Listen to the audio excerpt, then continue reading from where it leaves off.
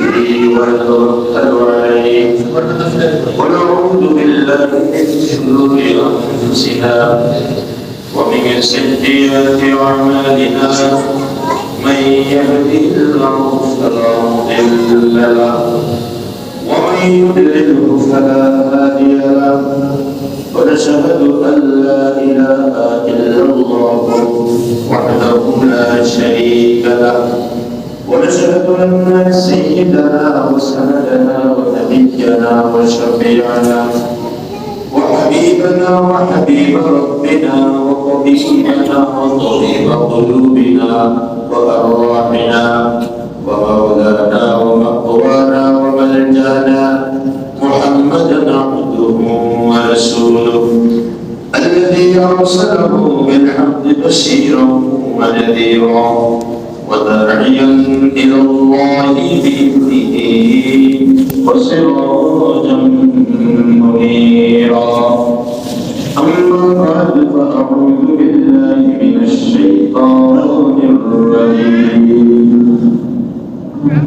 وما أرسلنا من رسول إلا بلسان قومه ليبين لهم صدق الله العظيم وصدق رسوله النبي الكريم ونحن على ذلك لمن الشاهدين والشاكرين إن الله وملائكته يصلون على النبي يا أيها الذين آمنوا صلوا عليه وسلموا تسليما اللهم صل على سيدنا مولانا محمد وعلى آل سيدنا شفيقنا محمد بلغ العلا بكماله كشف الدجى بجماله حسنت جميع خصاله صلوا عليه وآله الحمد لله الحمد لله حمدا كثيرا طيبا مباركا فيه شكر ولك ولربنا لك الحمد يا ربي لك الحمد كما ينبغي لجلال وجهك وعظيم سلطانك أعوذ بالله العظيم وبوجهه الكريم وسلطانه القديم من الشيطان الرجيم اللهم آمين سبحانك لا علم لنا إلا ما علمتنا إنك أنت العليم الحكيم رب اشرح لي صدري ويسر لي أمري واحلل عقدة من لساني يفقهوا قولي ربي زدني علما ربي يسر ولا تعسر وتمم لنا بالخير الحمد لله পবিত্র শাবান মাসের 21 তারিখ রমজান একেবারেই আমাদের সন্নিকটে আগামী আরেকটা জমা আমরা শাবান মাসে পাবো 28 শাবান 29 শাবান হবে শনিবার পয়লা মাস এই জন্য এটাই ধারণা করা হচ্ছে এবং অধিক প্রবল ধারণা যে আগামী 2 মাস রবিবার হবে রমজান মুবারকের প্রথম দিন ইনশাআল্লাহ আজ এই 1446 হিজরি সনে 21 শাবান রমজানের পূর্ববর্তী জুমা আমাদের জন্য অত্যন্ত গুরুত্বপূর্ণ আবার সেই সাথে 2025 সনের 21 ফেব্রুয়ারি আজকের দিনটা আমাদের জন্য অত্যন্ত তাৎপর্যময় বঙ্গাব্দের 1431 8 ফাল্গুন আল্লাহ সুবহানাহু ওয়া তাআলা ইয়াউমুল জুমআহ জুমার দিন সপ্তাহের আমাদের শ্রেষ্ঠতম দিন সাইয়্যিদুল আইয়াম ইয়াউমুল জুমআহ নবী বলেছেন সপ্তাহের শ্রেষ্ঠ দিন হচ্ছে দিনগুলির মধ্যে শ্রেষ্ঠ দিন হচ্ছে জুমার দিন এই দিনটি আমাদের সাপ্তাহিক ঈদের দিনও বটে উৎসব মুখর পরিবেশে সারা পৃথিবীর মুসলিম উম্মাহ জুমার দিন জুমার আযান শোনার পরে মসজিদে একত্রিত হন যদিও পৃথিবীর অনেক জায়গায় মুসলমানদের এই স্বাধীনতা নাই, যেখানে মুসলমানদের কষ্ট করতে হয়, জুমার নামাজও বাধাগ্রস্ত হতে হয়, শান্তিপূর্ণভাবে জুমার নামাজ আদায় অনেক জায়গায় বাধাগ্রস্ত হয়। তারপরে মোটামুটি আলহামদুলিল্লাহ বিশ্বের অধিকাংশ ঠিক সময়ে মুসলিম জাতি, বাংলাদেশে আলহামদুলিল্লাহ অত্যন্ত আনন্দ উৎসব পরিবেশের মধ্য দিয়ে জুমার আজান শোনার পরে মুসলিম উম্মাহ মসজিদের পবিত্র পরিচ্ছন্ন পোশাক পরিধান করে আদর সুগন্ধি মাখিয়ে মসজিদে ধাবিত হয়। মসজিদে এসে সালাত দোয়া জিকিরে লিপ্ত থাকে, খুতবা এবং সালাতের জন্য অপেক্ষামান থাকে। এবং তার আগে আমরা আমাদের মাতৃভাষায়, আমাদের যে ভাষাটা আমরা কথা বলি এই ভাষার আমরা সেই ভাষাভাষী মানুষের কাছে কিছু জরুরি কথা, যেটা আমাদের দৈনন্দিন জীবনে প্রয়োজন, যে কথাগুলি আমাদের আমলের দিকের জন্য জরুরি, যে কথাগুলি মানলে পরে আমাদের দুনিয়ার জীবন সুন্দর হয়, আখিরাতের জীবন সুন্দর হয়, যে কথা পালন করার মধ্য দিয়ে দুনিয়ার শান্তি এবং আখিরাতের কল্যাণ এবং মুক্তি জান্নাত লাভ করা যায়, এই কথাগুলো মাতৃভাষায় অর্থাৎ যে ভাষাভাষীর মানুষ আমরা ওই ভাষায় কিন্তু আমাদের সামনে ইমামগণ, খতিবগণ এগুলো শতাব্দীর পর শতাব্দী ধরে, যুগের পর যুগ ধরে কিন্তু এভাবে এই রেওয়াজ, এই যে তালিম, এই যে বয়ান চলে আসছে বলে আলহামদুলিল্লাহ। এবং এটা একটা বলা যায় কোনো ধরনের ব্যাস ছাড়া, ব্যয় বলতে আমি বুঝাচ্ছি একটা মাঠে ময়দানে যখন আমরা বাজেট ব্যবস্থা করি সেগুলো সুখরত টাকা, আবার সেখানে আনতে গেলে সেখানেও টাকা। তারপরে দেখা যায় কোনোরকম এই পরে যদি আমরা 500 লোকের উপস্থিত হবে কিনা একটা মাহফিল যদি করতে যাই তাহলে দেখা যায় 1.5 থেকে 2 লাখ টাকা বা আরো বেশি বক্তা হিসেবে ব্যয় হয়ে যায়। কিন্তু আলহামদুলিল্লাহ জুমার সালাতে, জুমার সালাত পূর্ববর্তী, খুতবা পূর্ববর্তী এই যে এই আলোচনা, এই যে তালিম, এই যে তারবিয়াতি প্রোগ্রাম, এই বয়ান, এই মাসলা মাসাইল, এগুলো কিন্তু না কোনো ডেকোরেশন লাগতেছে, আলাদা মাইক লাগতেছে, লাইটিং লাগতেছে, আবার আলোচককে আলাদাভাবে কোনো সম্মানই দিতে হচ্ছে না। তাহলে এটা অনেক উপকারী একটা জিনিস, এটাকে আমাদের কাজে লাগানো দরকার। অর্থাৎ তিনি যখন এটাকে নেয়ামত করে করে এটাকে কাজে লাগাবে, আর এলাকার মানুষের উচিত আগে লাগিয়ে এসে এখান থেকে মূল্যবান গ্রহণ করে আমার জীবন, আমার পরিবার, আমার সমাজ, আমার রাষ্ট্র, গোটা পৃথিবীকে আলোকিত করা, শিক্ষা দীক্ষা এখান থেকে লাভ করা যায়, এটাকে গ্রহণ করা কি বলা যায় কিনা? আলহামদুলিল্লাহ আমরা এখানে অনেকেই ইমাম আসার আগে আমরা চলে আসি, আর আমরা অল্প সময়ের মধ্যেই যারা নিয়মিত এখানে আসেন তারা চলে আসেন, আমাদের ধারাবাহিক কথা এখানে চলে। তারপরে আমার বিশেষ বিশেষ প্রেক্ষাপটে বিশেষ ব্যক্তিকে কেন্দ্র করে আমরা এই আলোচনা এবং খুতবাকে আমরা সেভাবেই আমরা পেশ করার জন্য আমরা চেষ্টা করি। আলহামদুলিল্লাহ আজকে আমাদের জন্য বিশেষ করে বাংলা ভাষায় যারা আমরা কথা বলি, 21শে ফেব্রুয়ারি এই দিনটা আমাদের জন্য একটি অত্যন্ত গুরুত্বপূর্ণ দিন। এদিন আমাদের যেমন স্যাক্রিফাইসের দিন, ত্যাগের দিন, আবার এদিন আমাদের একটা বিজয়ের দিন বলে। কিছু মানুষ তারা জীবন দিয়েছিল 1952 সালে ফেব্রুয়ারি 21 তারিখ দুপুর বেলা রক্ত, বৃষ্টি নামের বৃষ্টি কোথায় যে বরকতের রক্ত, কবি মাহমুদ বলেছেন চমৎকার। ফেব্রুয়ারি 21 তারিখ দুপুর বেলা রক্ত, বৃষ্টি দেখো কোথায়, বরকতের রক্ত রাজপথে আসমানকে ভিজিয়ে দিয়েছে, বরকতের মুখের তাজা রক্ত। সালাম, বরকত, জব্বার এবং আরো অনেকে সেদিন যারা বুকের তাজা রক্ত ঢেলে দিয়ে বাংলা ভাষাকে রক্ষা করার জন্য চেষ্টা করেছিলেন। রাষ্ট্রভাষা, দাপ্তরিক ভাষা, অফিসিয়াল ভাষা যে অঞ্চলে বাংলাই থাকবে, অন্য কোনো ভাষা আমাদের উপরে চাপিয়ে দেওয়া যাবে না, এই প্রতিবাদ করতে গিয়ে 1944 তারা ভঙ্গ করে। সেদিনের পুলিশ ছিল সন্ত্রাসী, আর যারা ভাষার জন্য জীবন দিয়েছিলেন তারাই ছিল প্রকৃতপক্ষে মুজাহিদ, তারা ছিলেন বিপ্লবী, এবং তাদের রক্তের বিনিময় সেদিন কিন্তু পুলিশ তারা পরাজিত হয়েছিল। তখনকার সময়ের যারা শাসক ক্ষমতায় ছিল তারাও পরাজিত হয়েছিল। আমাদের বাংলা ভাষাকে তারা কেড়ে নেওয়ার শত চেষ্টা করেও তারা পারে নাই। আমরা সেদিন বিজয়ী হয়েছিলাম বলে আলহামদুলিল্লাহ। এজন্য ভাষা এটা আমাদের জন্য কত বড় নেয়ামত, এই কথাটা যেমন আমাদের পবিত্র কোরআন থেকে জানা দরকার। মাতৃভাষা গুরুত্ব কতটা এটা আমাদের জানতে হবে, আমরা বিভিন্ন সময় পড়ি। এবং সেই সাথে আরেকটা জিনিস জানতে হবে যে বাংলা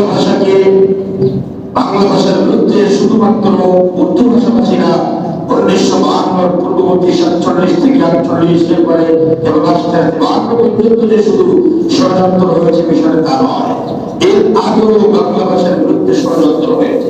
এটা কবে হয়েছে এটা আমাদের জানা দরকার। সেই দশম একাদশ শতাব্দীতে শের কথাটা যখন বাংলা শাসন করত, তখন নবম শতাব্দীতে সেই শের বংশ এখানে বাংলা শাসন করা শুরু করে।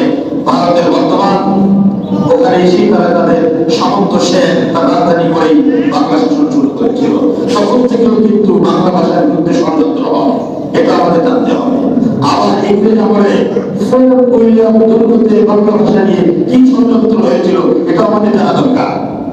আবার বাংলা ভাষায় মুসলিমদের যে অবদান, মুসলিম রাজা বাদশাদের যে অবদান রয়েছে বাংলা ভাষা এবং সাহিত্যের ক্ষেত্রে, এই ভাষাকে আরো বেশি চমৎকার আকর্ষণীয় এবং এটাকে বিশ্বায়ন করার ক্ষেত্রে বাংলার মুসলিম শাসকদের কি অবদান ছিল এটা আমাদের জানা দরকার।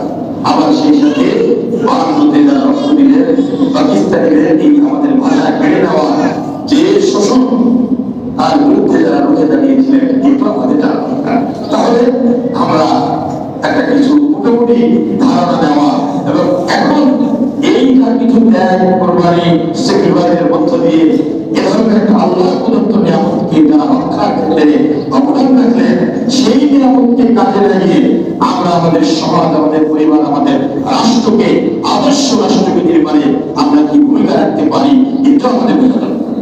তাহলে একটু ভাষার জন্য জীবন দেওয়া আর রক্ত দিয়ে রক্ত আর যে ঋণ আমরা কিভাবে পরিশোধ করতে পারি কিছু বুঝলাম না, এটা হতে পারে। প্রথমত আসুন আমরা জানি যে ভাষা নিয়ে, মাতৃভাষার গুরুত্ব নিয়ে আরো তারা কি বলেছে, আল্লাহ কি ব্যাপারে কোনো কথা বলছেন কিনা এটা আমাদের জানা আছে। আমরা বলেছি, আমরা বলেছি, আবার বলবো, তারপরে মনে রাখার চেষ্টা করছি। আমি শুরুতেই সূরা ইব্রাহিম থেকে একটি আয়াত তেলাওয়াত করেছি, ওয়া মা আরসালনা মির রাসূলিন ইল্লা বিলিসানি কওমিহি লিয়ুবাইয়িনা লাহুম ফায়ুদিল্লুহু মান ইয়াশা ওয়া ইয়াহদি মান ইয়াশা। পৃথিবীতে আমি যত নবী, যত পয়গম্বর, যত রাসূল আমি পাঠিয়েছি, সব রাসূলদেরকে যে জাতির কাছে আমি প্রেরণ করেছি ওই জাতির যে ভাষা, ইল্লা বিলিসানি কওমিহি, নবীকে ওই ভাষাভাষী হিসাবে আমি নবুয়ত দান করেছি। সুবহানাল্লাহ। আরব থেকে একজন নবী বাঙালিদেরকে ওয়াজ করার জন্য আল্লাহ পাঠান, আরব জাতির কাছে আরবি ভাষাভাষী নবী পাঠিয়েছেন, আবার ইব্রাহিম ভাষাভাষীর কাছে ইব্রাহিম নবী পাঠিয়েছেন, হিব্রু ভাষাভাষীর কাছে হিব্রু ভাষাভাষী নবী পাঠিয়েছেন, সুরিয়ানি জাতির কাছে ভাষাভাষীর কাছে সুরিয়ানি ভাষা নবী পাঠিয়েছেন। শুধু নবী নয়, আসমানি কিতাব অর্জন করে নবী নাযিল করেছেন, শুধু আরবি ভাষায় নয়। বলে আলহামদুলিল্লাহ। আমরা যদি এটাই ধরে নেই কোরআন আরবিতে নাযিল হয়েছে, সুতরাং পৃথিবীর যত আসমানি কিতাব, প্রসিদ্ধ কিতাব আর 100 শরীফা, ছোট ছোট আসমানি কিতাব, সব আসমানি কিতাব আরবিতে নাযিল হয়েছে। তাহলে এই ধারণা চিন্তাটা ভুল, এই জানাটা আমাদের ভুল জানা, আমরা সঠিক জিনিস জানতাম না। তাওরাত হিব্রু ভাষায় নাযিল হয়েছে, জবর সুরিয়ানি ভাষায় নাযিল হয়েছে, ইঞ্জিল ইব্রানি ভাষায় নাযিল হয়েছে, আরবিতে নাযিল হয় নাই। ওয়ারাকাত বিন নওফাল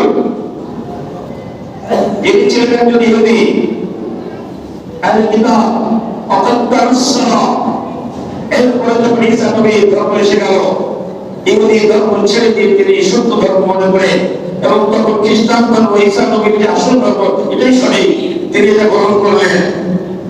তিনি নবীর আগমনের একেবারে শুরুতেই মানে আবির্ভাবের রিসালাত হিসেবে, নবুয়ত হিসেবে যখন তার উপরে কোরআন নাযিল হওয়া শুরু করলো, এই ঘটনায় তিনি সাক্ষী ছিলেন। আপনারা জানেন নবী ইব্রাহিম হিজরত থেকে যখন ভীত সন্ত্রস্ত হয়ে জিবরিল আমিনের চাপ খেয়ে বুকের সঙ্গে নবী থেকে চোখে ধরেছিলেন, গায়ে জ্বর এসে গিয়েছিল। খাদিজা রাদিয়াল্লাহু তাআলা আনহা বাড়িতে এসে বলেছিলেন, সাম্মিলুনি লাকাদ খাশিতু আলা নাফসি ইয়া খাদিজা, আমি ভয় পাচ্ছি, আমি মনে হয় বাঁচব না, আমাকে একটু কম্বল দাও। এরপরে খাদিজা অনেক সান্ত্বনা দিলেন, দেওয়ার পরে নিয়ে গেলেন বাবা ভাইয়ের আপনাদের কাছে। তখন অজ্ঞাত অমিয়া বার্ধক্যের কারণে চোখে অন্ধ হয়ে গেছে, চোখে দেখেন না, এত বেশি বয়স। কিন্তু আমার তাওরাতের ইলম ছিল, ইনজিলের ইলম ছিল। তিনি কি করতেন? তিনি তাওরাত এবং ইনজিল কিতাব আরবিতে অনুবাদ করতেন। সুবহানাল্লাহ। আরবি ভাষাভাষী মানুষের কাছে তাওরাত এবং ইনজিলের দাওয়াত দেওয়ার জন্য উনি যেহেতু সুরিয়ানি ভাষা এবং ইব্রানি ভাষা এগুলো ভাষা জানা ছিল, এই কারণে ওই ভাষা জানার কারণে আরবি ভাষায় তাওরাত ইনজিল অনুবাদ করে করে তিনি দাওয়াত দিতেন। সুবহানাল্লাহ। আজকে যেমন অনেক বাংলা ভাষাভাষী আলেমরা কোরআনের আরবি কোরআনকে বাংলায় অনুবাদ করেন, কিন্তু করতেছেন, অনুবাদ করতেছে, তাফসীর করতেছে। কারণ কি? বাংলা ভাষায় কোরআনের দাওয়াত বাঙালিদের কাছে পৌঁছে দেওয়ার জন্য। এর থেকে আমরা কি বুঝলাম? যে সব আসমানি কিতাব আরবিতে নাজিল হয় না। তাই এটা বোঝা গেল যে পৃথিবীর যত ভাষা আছে, যত ভাষায় মানুষ কথা বলে, এমনকি আঞ্চলিক ভাষা পর্যন্ত সব কাম ফ্রম অলমাইটি আল্লাহ।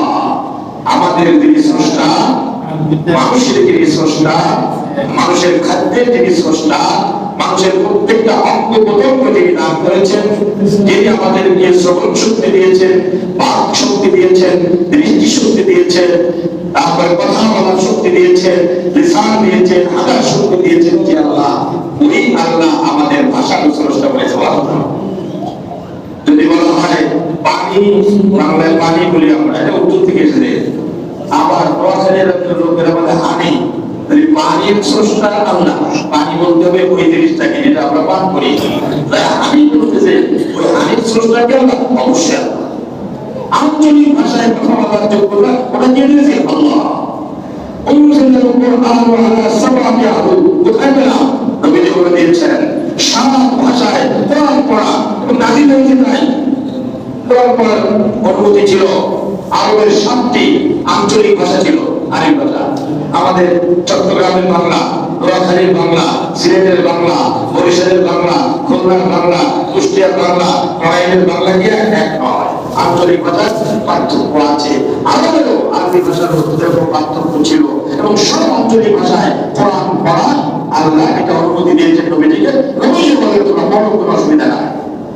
পানিও বলতে যায়, পানি বললেও যায়, কোনো অসুবিধা নেই।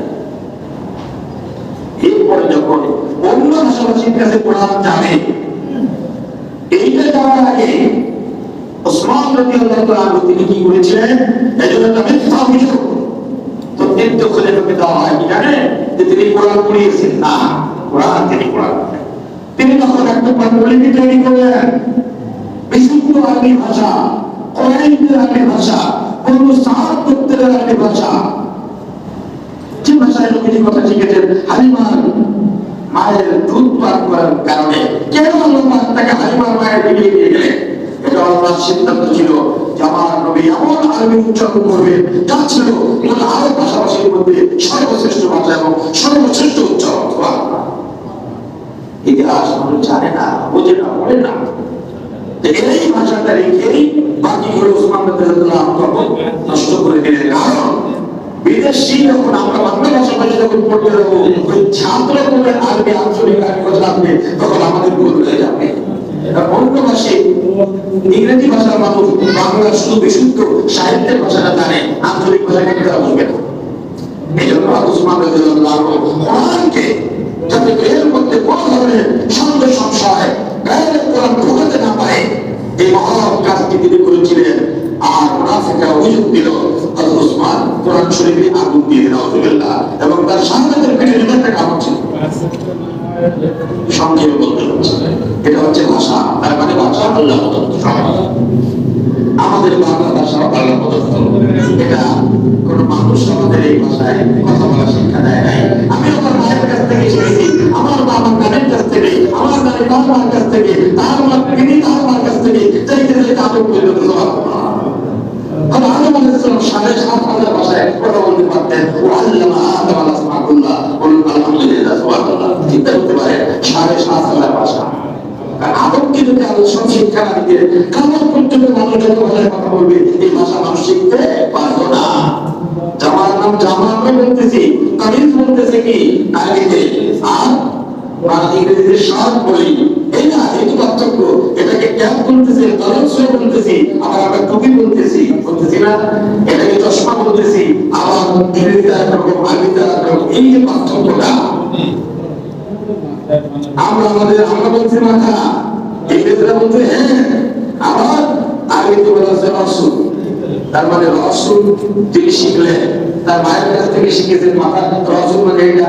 আর আমি আমার মার কাছ থেকে এটার নাম কি মাথা, এটার নাম নাক, এটার নাম চোখ।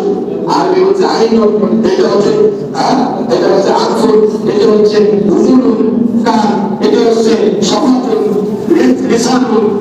দেখেন এটা আমি সেটাকে বলছি জিহ্বা, ঠোঁট, কান, নাক। আমি তার কাছে শিখেছি মায়ের কাছ থেকে মাতৃভাষা। আমি শিশুরা ওদের মায়ের কাছ থেকে শিখেছে, এখন আসে তাহলে হাওয়া মায়ের জন্য, তাহলে এত পার্থক্য কি করে? এই জন্য ভাষাবিদরা বলছে এটাই হচ্ছে ইতিহাস, এটাই হচ্ছে মুফাসসির মুহাদ্দিসদের কথা। আদম এবং হাওয়া 7.5 কথা শুনতে তার সন্তানরা কথা বলতে বাংলা আমাদের ভাষা, এটা ভাষা আমরা প্রদত্ত ভাষা। এই জন্য আমরা করি যে না বাংলা ভাষা মানুষ বানাইছে, এটা মনে করে বলে এটা আমরা বানাইছি, অমুক বানাইছি, তমুক বানাইছি, এক্ষেত্রে মুসলমানদেরকে বানায় আর কোনো বেতন নাই, ভাষা কে দিয়েছে আল্লাহ। এই আমাদের স্রষ্টা, তিনি আমাদের ভাষার স্রষ্টা।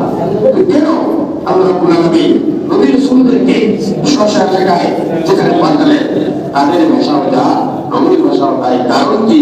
লিয়ুবাইয়িনা লাহু, যাতে করে নবীর বক্তব্যটা, যে বক্তব্য আল্লাহ থেকে শিখিয়ে দিয়েছে ওই বক্তব্যটা তাদের সাথে বলতেছেন, তাদেরকে ভালোভাবে বোঝাতে পারে। এখন আমি যদি আরবিতে বলবো, জিজ্ঞেস করবো আরবিতে দেবো না, ওইটা বলেন এখানে যারা উপস্থিত আছেন কত পার্সেন্ট আমার কথা কি বুঝতেছে বলেন? 2-3 হাজার কিছু বুঝতে খুব কম। কিন্তু এখন যেটা বলতেছি এটা বোঝাতে গেলে অসুবিধা হচ্ছে না। আল্লাহ এই জন্য মুহাম্মদ সাল্লাল্লাহু আলাইহি ওয়াসাল্লামকে পাঠালেন আরব জাতির মধ্যে, উম্মুল কুরা তাকে পাঠালেন। উম্মুল কুরা পৃথিবীর প্রথম জনপদ, সমস্ত জনপদ সমূহের কেন্দ্র মা জননী। এর আগে পৃথিবীর কোন মাটি উপরে ওঠে নাই। পানির উপরে যখন বাষ্পটি আল্লাহ তাআলা পৃথিবীতে বসবাসযোগ্য মানুষের যেটা কল্যাণ করা হয় এমন একটা ভূখণ্ড তৈরির সিদ্ধান্ত নিলেন। সর্বপ্রথম যে মাটিটুকু প্রথম পানির উপরে জেগে উঠেছিল ওই জায়গাটা হচ্ছে পবিত্র নগর মক্কা নগরীর কাবা, যেখানে এখন স্থাপিত ওই জায়গায় বলে সুবহানাল্লাহ। এই জন্য এটাকে বলে উম্মুল কুরা। وكذلك أوحينا إليك قرآنا عربيا لتنذر أم القرى। أنا بقول لك أنت চমৎকার কথা, সকাল সকাল না আনলে জানি তোমার আপনার উপরে রাসূল কোরআন নাযিল করলেন আরবি ভাষায়। কেন আরবি ভাষা নাযিল করলেন? লিতুনযির উম্মুল কুরা, যাতে করে আপনি এই উম্মুল কুরা, এই জনপদ, এই মক্কা এবং এর আশপাশের মানুষরা তাদেরকে প্রথম আপনি কোরআনের দাওয়াত দিবেন, যেহেতু তাদের ভাষা হচ্ছে আরবি। আর তাদেরকে ভালোভাবে আমার বক্তব্যটা পৌঁছে দেওয়া, আমার দাওয়াতের কথাটা পৌঁছে দেওয়া, সুন্দরভাবে বোঝাবার জন্য এই কোরআন আমি আরবিতে নাযিল করেছি। সুবহানাল্লাহ। তাহলে কোরআনের ভাষা আরবি হতো না। কোরআন যদি বাংলাদেশে নাযিল হতো কোন বাঙালি নবীর উপরে, তাহলে অবশ্যই কোরআনের ভাষা কি হতো? বাংলা হতো, আরবি হতো না। আল্লাহর জন্য বললেন আমি এই জন্য তুমি যাতে এই জনপদের মানুষকে আমার বক্তব্যটাকে, আমার উদ্দেশ্য লক্ষ্যকে আমি কি তাদেরকে বোঝাতে চাই এটাকে সঠিকভাবে, সুন্দরভাবে, স্পষ্টভাবে ব্যাখ্যা দিতে পারো, এই জন্য আমি তোমার উপরে কোরআন নাযিল করেছি আরবি ভাষায়। সুবহানাল্লাহ। এটা হচ্ছে ভাষার গুরুত্ব। ومن آياته خلق السماوات والأرض واختلاف ألوانكم وألسنتكم إن في ذلك لآيات لقوم يتفكرون।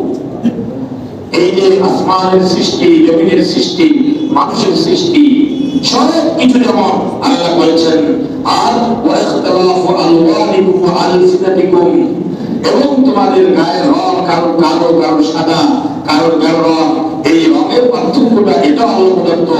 আর তোমাদের ভাষার ভিন্নতা, এই যে কেউ বাংলা, কেউ ফার্সি, কেউ উর্দু, কেউ নাগরি, কেউ ইংরেজি, কেউ ল্যাটিন, আর কেউ আরবি ইত্যাদি, কেউ সিরিয়ানি, কেউ ইব্রানি, আর কেউ হিব্রু। এই যে বেশি বিভিন্ন ভাষার পার্থক্যটা, এটাও আমি আয়াতিহি আল্লাহ রাব্বুল আলামিন মহান সৃষ্টি করবে অন্যতম অংশ এটাও। সুবহানাল্লাহ। আসমানের সৃষ্টিকে যেমন কেউ দাবি করতে পারে না, এটা আল্লাহ ছাড়া কেউ করেছে, আমাদের ভাষার সৃষ্টির ব্যাপারেও কেউ দাবি করতে পারবে না, এটা আল্লাহ ছাড়া অন্য কেউ সৃষ্টি করে দিয়েছে। সুবহানাল্লাহ। কে বলছে? আল্লাহ বলছে। সুবহানাল্লাহর মধ্যে এজন্য ভাষা আমাদের একটা বড় নিয়ামত। এই নিয়ামতকে সঠিকভাবে কাজে লাগাতে হচ্ছে আমাদের কাজ। এই নিয়ামতকে যদি কেড়ে নিতে চায় তাহলে প্রতিবাদ জানানো এটা আমাদের দায়িত্ব, যেটা 1952 সালে আমাদের শহীদ ভাষা শহীদরা করেছিলেন। আজকের এই 20 তারিখে তারা সর্বশেষ 144 ধারা ভঙ্গ করে উপর পুলিশের সামনে বুক পেতে দিলেন। যেমন 5 আগস্ট তার আগের পূর্ববর্তীতে যেমন আবু সাইদ বক্তারা যেমন বুক পেতে দিয়েছিল যে না মানো, তারপর আর জুলুম চাই না, জুলুম থেকে বাঁচতে চায়, ঠিক সেদিনও যারা আমাদের ভাষা কেড়ে নিয়ে আমাদের উপরে রাষ্ট্রভাষা হিসেবে উর্দুকে চাপিয়ে দিতে চেয়েছিল, এভাবে তারা দাঁড়িয়ে গেলেন। আল্লাহ বিজয় দিলেন, এই রক্তকে কবুল করলেন, আমাদের ভাষা রক্ষা করবে। আমার ফারুক রাদিয়াল্লাহু তাআলা যখন খলিফা, আমাদের রাষ্ট্র ছিল অর্ধজগৎ, তৎকালীন পৃথিবীর অর্ধজাহান। তার মানে শুধু আরবের মধ্যে ছিল না, আরবের বাইরে চলে গেছে ওর শাসন ব্যবস্থা, যাদের ভাষা আরবি না। তাদের ভাষা আরবি ছিল না, অন্য ভাষা ছিল। একজন পরামর্শকের খলিফা আমাকে আমিরুল মুমিনিন কাজের সুবিধার্থে সকল প্রদেশের ল্যাঙ্গুয়েজ অফিস অথবা অফিসিয়াল ল্যাঙ্গুয়েজ দাপ্তরিক ভাষা এক করে দেন, আরবি করে দেন। আমরা চিঠি লিখবো, ওরা উত্তর দেবে, ইত্যাদি ইত্যাদি যা কিছু হবে, পত্র আদান ইত্যাদি যা কিছু রাষ্ট্রীয় কার্যক্রম এক ভাষায় হোক। কি ভাষা? আরবি ভাষা। খলিফা তার বিচক্ষণতা, তার বুদ্ধিমত্তা, আল্লাহ প্রদত্তের ইলম সাথে সাথে নাকচ করে দিলেন, কখনো নয়।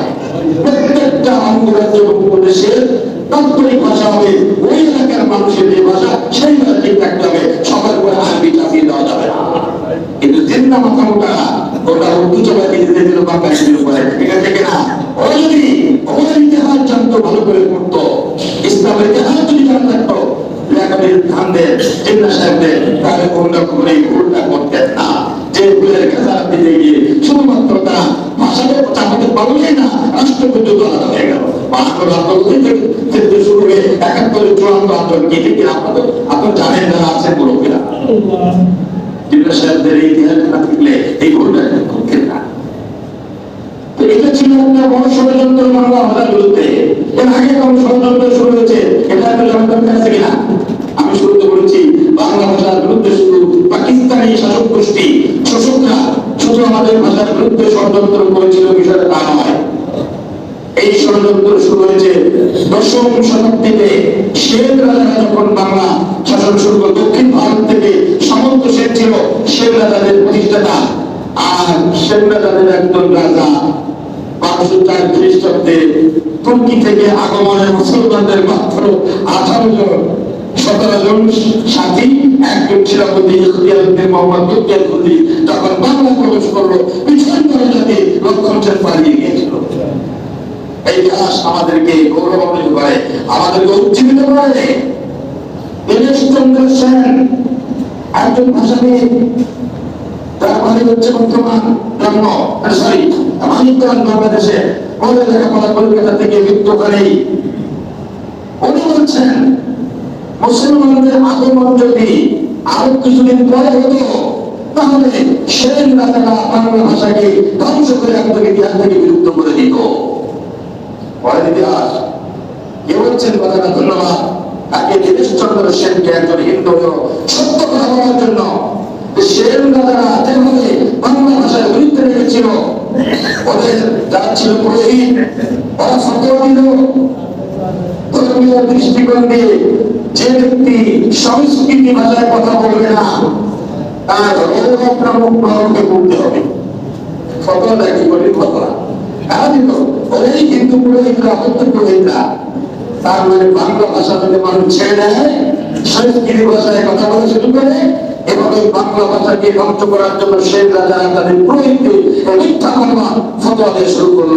রৌরব নামক নরক মানে জাহান নামে পড়তে হবে যে বাংলা বা সংস্কৃতি বাড়তে অন্য ভাষায় কথা বলবে। ওরা তো চায় না তোর ভাষার সংস্কৃতির স্রষ্টা যেমন আল্লাহ, আমার ভাষা বাংলার স্রষ্টা আল্লাহ, আরবের আরবি ভাষা আল্লাহ, ইংরেজি ভাষা আল্লাহ, কেন আমি ভাষার জন্য জাহান নামে যাবো? ভাষা যদি ভারতের ব্যবহার করি এই ভাষা আমাকে জান্নাতে নিয়ে যাবে, আর ভাষা আরবি ভাষা যদি কেউ বলে এগুলো খিনজির আরবি ভাষায় এর বাংলা জানেন আপনার এগুলো খিনজির, এগুলোর মানে হলো সন্তান, ছেলে, বাচ্চা, আর খিনজির মানে হলো শুকর। দুটো মিলে কি হয়ে গেল? তার ভিত্তি আমি বলে দিলাম। এটা কি সব হবে? গাড়ি দিলে কি হবে? সিবাহুল মুসলিমি ফুসু। কেউকে বাংলা যদি বলা হয় অন্যভাবে লিখেন না, সনব শুকর আর কি, শুকরের ছেলে যদি বলা হয় কত বড় গাড়ি, অথবা কুকুরের সন্তান যদি বলা হয়, কুকুরের বাচ্চা যদি বলা হয়, কিন্তু বাংলার মানুষ গাড়ি দিতে গেলে বলে কি নাউজুবিল্লাহ করতে হবে, বাচ্চাকে আমরা বলি না, আগে যদি আমরা বলি এটাকে যদি আরবিতে বলে আরবিতে বললে তো সব হয়ে গেল। আর বাংলায় যদি আগে সুন্দর কথা বলি এটা যেমন কি হয় আল্লাহ শ্রেষ্ঠ, আমি যদি বাংলায় বলি অবশ্যই কি হবে, আল্লাহ পবিত্র হলে কি হবে, আমাদের দিকে আসো, কোরআনের দিকে আসো, বাংলায় বলে কি হবে। আর যদি বলাই হাইরা এটা বলে না গানের দিকে আসো, আগে দিয়ে বললাম তাতে কি সব হবে? তারপরে ভাষার দোষ না, ভাষাকে ব্যবহার যেভাবে করবে এটা গিয়ে আপনার বেগিয়ার প্রতি লেখা হবে। ওই পুরোহিতরা বলে দিল কি যে বাংলা ভাষায় যারা কথা বলবে কোথায় যাইতে হবে, করতে হবে। কয় মানুষ বাংলা থাকতে শুরু করেছিল, দেশচন্দ্র সেন বলছে তখন বাংলা ভাষার বিরুদ্ধে ষড়যন্ত্র হয়েছিল। এই ষড়যন্ত্র থেকে বাংলা ভাষাকে হত্যা করেছিলেন ইখতিয়ার উদ্দিন মোহাম্মদ বখতিয়ার খলজি বলে আলহামদুলিল্লাহ।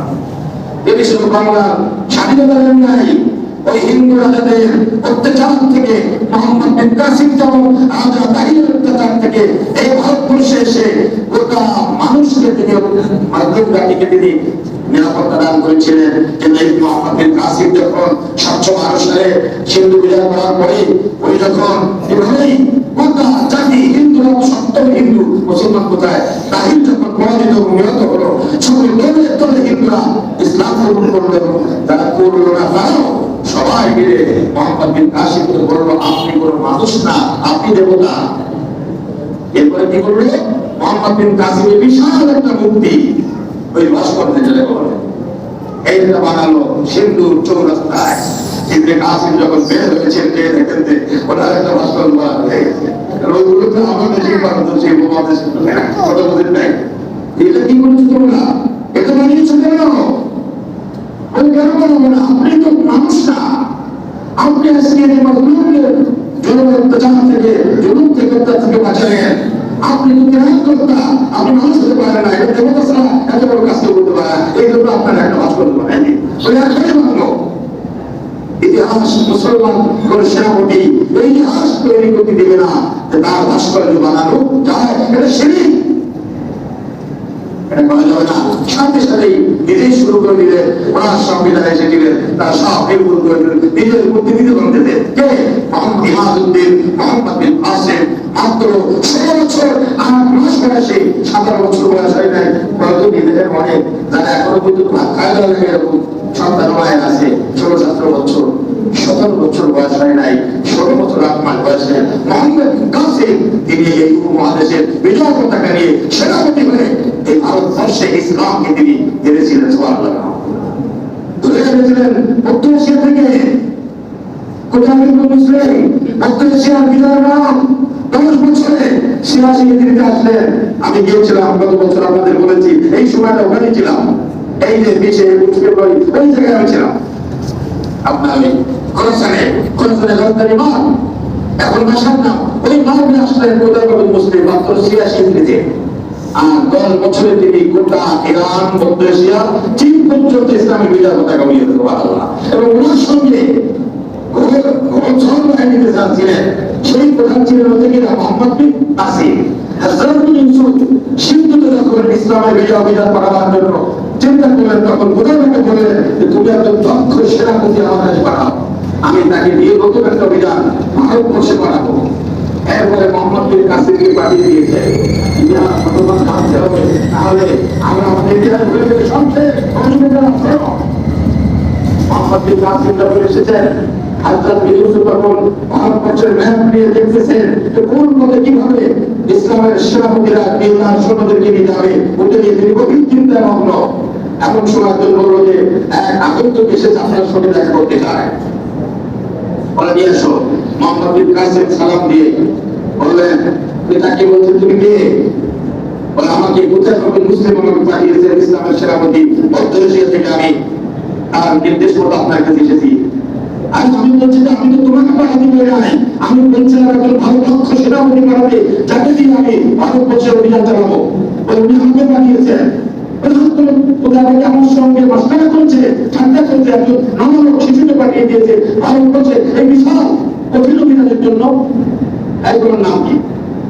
এইবার করতে চেয়েছিলেন, তারপরে ইসলামের বিজয়দের অনেক ক্ষমতা আছে। এইগুলোর নাম কি বলো? আমার নাম ইমাদুদ্দিন মোহাম্মদ বিন কাসিম আস-সাকাফি।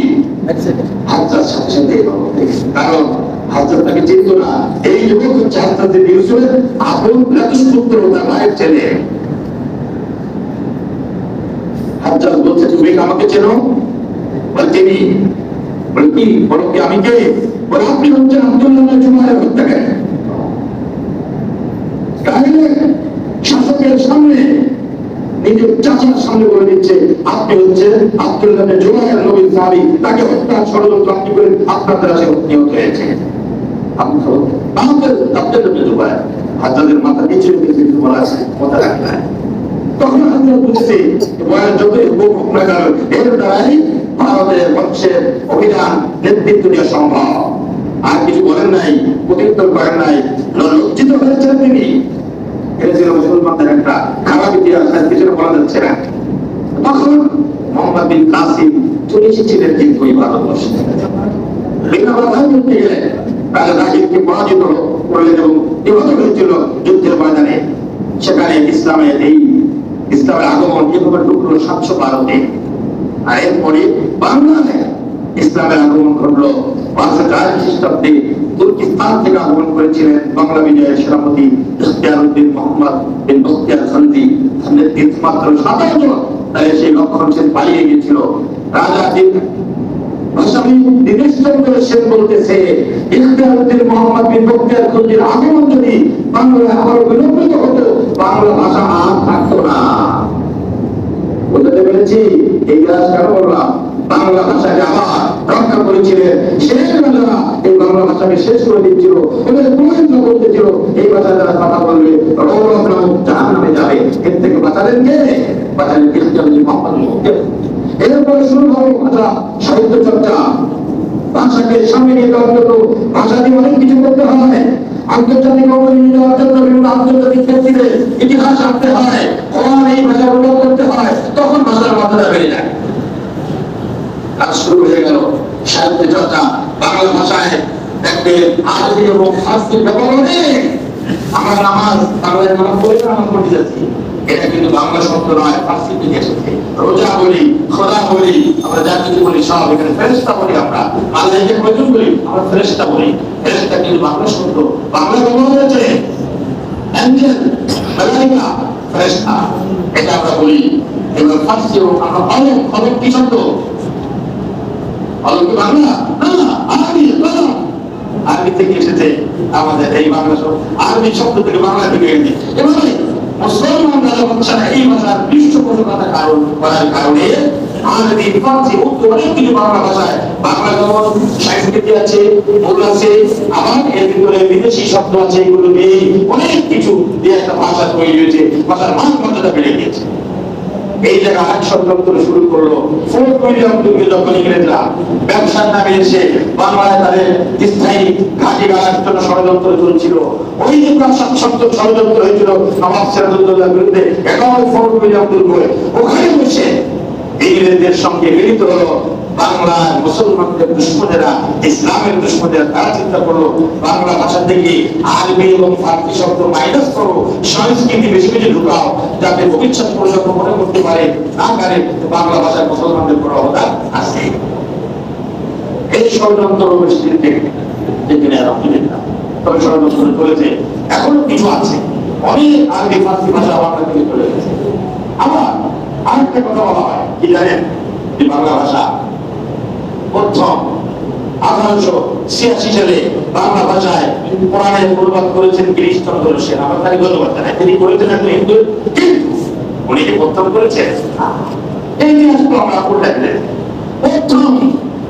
প্রথম করেছেন আমিরউদ্দিন, মাওলানা আমিরউদ্দিন বসুনিয়া 1808 সালে আংশিক অনুবাদ করলেন। এরপরে নাইমুদ্দিন, মৌলভী নাইমুদ্দিন, তিনি পূর্ণাঙ্গ কোরআন শরীফ বাংলা অনুবাদ করেছেন 1838 সালে। আর 1876 গিরিশচন্দ্র সেন অন্তর্ভুক্ত করেছেন। আমরা উল্টু করে বেড়াই সব মুসলমানেরা না জেনে খুব গর্বের সঙ্গে বলি বাংলা প্রথম অনুবাদ হচ্ছে গিরিশচন্দ্র সেন। আমরা অবশ্যই তাকে থ্যাঙ্কস জানাই, ধন্যবাদ জানাই, আপনি আমাদের কোরআন অনুবাদ করে দিনের জন্য। কিন্তু বিষয়টা তা নয়, 1808 সালে সর্বপ্রথম বাংলায় কোরআনের অনুবাদ শুরু হচ্ছে, আর পূর্ণাঙ্গ কোরআনের অনুবাদ হয়েছে 1838 সালে নাইমুদ্দিন, মৌলভী নাইমুদ্দিন পূর্ণাঙ্গ করেছিল। এই জন্য ইতিহাস আজাবের উল্টো পাল্টা হয়ে যাবে। আজ সালাম বরকত রফিক জব্বার যারা বাংলা ভাষার জন্য জীবন দিয়েছিলেন, জীবন দেওয়ার অর্থ এই নয় যে তারা এটা জীবন দিলেন আর আমাদের কোনো দায়িত্ব নাই না। আজ আমরা যারা এই ভাষায় কথা বলি, এই ভাষায় কারা শ্রেষ্ঠ হবে, কোন মানুষকে বাংলা ভাষার শ্রেষ্ঠ মানুষ বলতে পারবো আমরা, এটা আল্লাহ রাসূল বলে দিয়েছেন।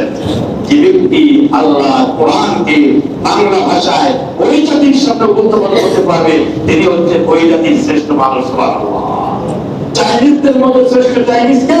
কোরআনকে যে চাইনিজ ভাষায় মানুষ ওই জাতির উপর বলতে পারবে। ইংরেজদের মধ্যে কে শ্রেষ্ঠ? ইংরেজ, যে কোরআনকে, কারণ কোরআনের যে শ্রেষ্ঠ কথা পৃথিবীতে নাই, এই কথাগুলিকে তার ভাষায় ওই জাতির সামনে যারা উপস্থাপন করতে পারবে, তারা ওই জাতির প্রত্যেককে শ্রেষ্ঠ সন্তান। ঠিক করে যায়। আমরা শহীদদের প্রতি আমরা যেমন শ্রদ্ধার সাথে স্মরণ করি, তাদের ত্যাগ কোরবানি ইতিহাসকে স্মরণ করে তাদের জন্য আমরা দোয়া করবো। আর সেই সাথে বর্তমান যারা বাংলাদেশকে নিয়ে কাজ করতেছেন তাদেরকে বলবো যে আপনারা এই শহীদদের রক্তের যদি ঋণ পরিশোধ করতে চান, শুধুমাত্র বাংলা ভাষায় রাজনীতি করবেন আর একজন আরেকজনকে গালি দিবে, একজন আরেকজনকে মিথ্যা বা অপবাদ দিতে থাকবে। এই যে কথা বলার স্বাধীনতা দিয়েছে আল্লাহ, আপনি সত্য বলতে পারেন, মিথ্যা বলতে পারেন। মিথ্যা যখন বলবেন আল্লাহর আরশে আপনার নাম মিথ্যাবাদীদের তালিকা উঠে যাবে, আর সত্য যখন বলবেন আল্লাহর আরশে আপনার নাম সত্যবাদীদের তালিকা এসে যাবে। এই জীবনে আপনি একটা ভালো কথা বলতে পারেন, তার জন্য আপনি সওয়াব পাবেন। এই জীবনে আপনি গীবত করতে পারেন, ঝগড়াঝাটি করতে পারেন, এই জীবনে আপনি কোরআন পড়তে পারেন, এই জীবনে আপনি কোরআনের কথা মানুষের সামনে বলতে পারেন। আবার এই জীবনকে কাজে লাগিয়ে আপনি অনেক হাবি জাবি বলতে পারেন। রাজনীতির ক্ষেত্রে পরস্পরকে এভাবে আঘাত দিয়ে এইভাবে দাস সৃষ্টি না করে যারা রক্ত দিলেন নিঃস্বার্থভাবে ভাষার জন্য, দেশের জন্য কিছু করেন, জাতির জন্য কিছু করেন, এটাই হবে না। আর এই 24 জনের রক্ত দিল, এদের রক্তের যদি মূল্য দিতে হয়, তাহলে দেশের জন্য সত্যিকারে দেশের বিরুদ্ধে কি ষড়যন্ত্র, সেদিন ভাষার বিরুদ্ধে ষড়যন্ত্র হয়েছিল, রক্ত দিয়েছিল। আজ আমাদের ভাষা কেড়ে নেওয়ার ষড়যন্ত্র হচ্ছে না, কিন্তু আজ আমাদের এই রাষ্ট্রের উপর আধিপত্যবাদী ষড়যন্ত্র চলছে। আমাদের ইসলামী সংস্কৃতি ধ্বংস করে দেওয়ার জন্য অন্য জাতি হামিদের সংস্কৃতি চাপিয়ে দেওয়ার চেষ্টা চলছে। আমাদের ব্যবসা বাণিজ্য ধ্বংস করে দেওয়ার জন্য অন্যরা চক্রান্ত করছে। এই যে চক্রান্ত, এই যে আমাদের বিরুদ্ধে, আমাদের স্বাধীনতা সার্বভৌমত্বের বিরুদ্ধে ষড়যন্ত্র, আমাদের অস্তিত্বের বিরুদ্ধে ষড়যন্ত্র, সংস্কৃতির বিরুদ্ধে ষড়যন্ত্র, অর্থনীতির বিরুদ্ধে ষড়যন্ত্র, এটাকে ঐক্যবদ্ধভাবে মোকাবিলা করার জন্য যদি চেষ্টা করা যায়, তাহলে সেই জব্বার রফিক বরকত সালাম তাদের রক্তের কিছুটা ঋণ পরিশোধ হবে। পেয়ে গেলেন সত্তায় বাংলা, পেয়ে গেলেন স্বাধীনতা, পেয়ে গেলেন ভাষা। আর সমানে কাউকে কেউ ঝগড়া করবেন আর মারামারি করবেন, কোনো কায়দায় ক্ষমতায় যাইতে পারলে আমি আমার একটা কিছু করবো না, এই যে বাদ দিয়ে জনগণ এবং মানুষের কল্যাণের চিন্তা করে রাজনীতি করুন। তাহলে এই ভাষা শহীদ 71-এর মুক্তিযুদ্ধে যারা জীবন দিলেন, সেই সারা আবার পরবর্তী পর্যায়ে বিভিন্ন সময় দেশের জন্য, রাষ্ট্রের জন্য যারা জীবন দিয়েছেন, তাদের রক্তের কিছুটা হলে ঋণ আমরা পরিশোধ করতে পারবো। আল্লাহ সুবহানাহু ওয়া তাআলা সেই সময় আমাদের আমিন। আলহামদুলিল্লাহ।